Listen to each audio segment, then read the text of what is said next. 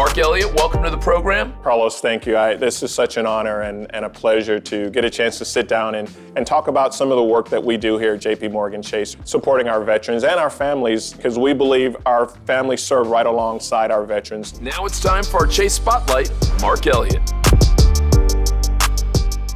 How did you end up in the military? Were you drawn as a kid to it, or was it happenstance?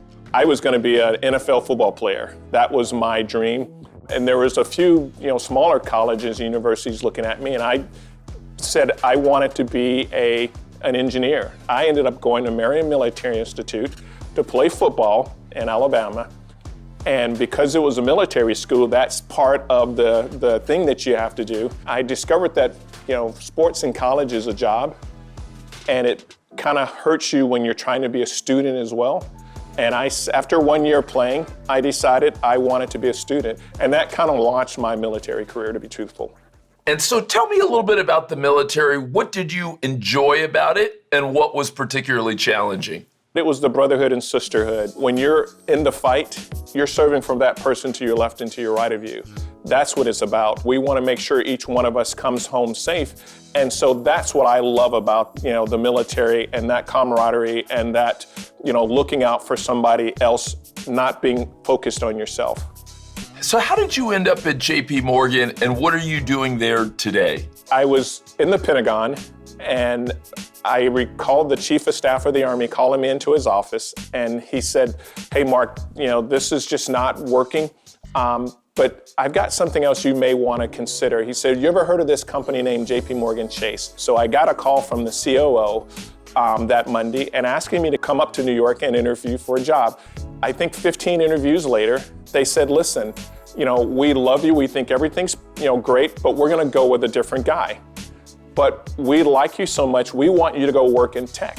But I will tell you, I spent 3 years in tech inside the firm and got a chance to learn the organization, make connections, build those relationships. And so I got the job. Talk to me about what you were doing with this military and vets program at JPMorgan Chase, because a lot of folks will say, hang on a second, that's a big bank. They make loans, they take companies public, they manage people's money. But I didn't know they were doing stuff with military and vets. So what is JPMorgan doing with military and vets? Back about 10 years ago, 10 companies plus JPMorgan Chase said, we're going to get together and we're going to commit to hiring 100,000 veterans. That seems like a lofty goal, and our goal is we're going to do that by 2020.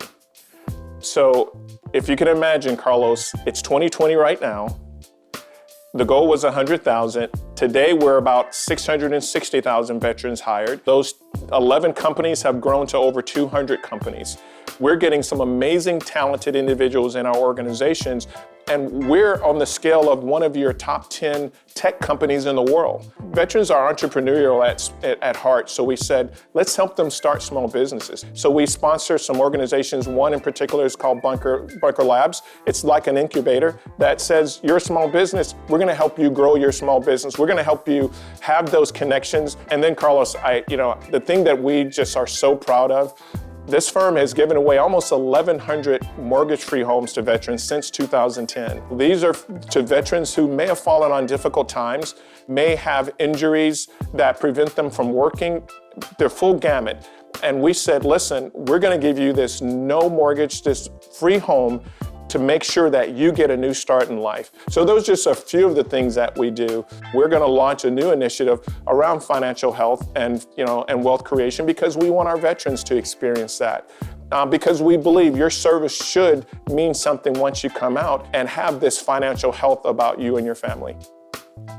Mark, quickly, tell me some of the best tips that you've learned and that you've offered to young people who are making that transition. People who say, it's hard going from military life to civilian. What are 2 or 3 of the best tips you've either heard or offered to some of those folks who are making that transition? Surround yourself with people who can help you. I think the biggest hurdle that I had to overcome for myself personally, Carlos, was I felt like I needed to do it myself when I first came out of the military. Here's this senior leader coming out. Come on, guys, he's got it all together. He can do it all. But Carlos, sometimes you'll suffer in silence. And so you have to understand, ask for help. And I encourage all our servicemen and women that it's okay to ask for help. I do think that one of the keys for people who are successful is almost a little, they're free of shame about asking. And Mark, I just really enjoyed getting to know you and having you here. And I hope that you will continue to do the good work that you're doing. Well, I am giving back and serving, and so I will do whatever they ask me to do, but this is something that I just feel passionate about. And as long as they'll have me, I'm gonna do this. Mark, Elliott, really appreciate having you and hope to meet you in person at some point. Hey, tune into the Carlos Watson Show. It's like no other. You're gonna enjoy it every weekday on YouTube.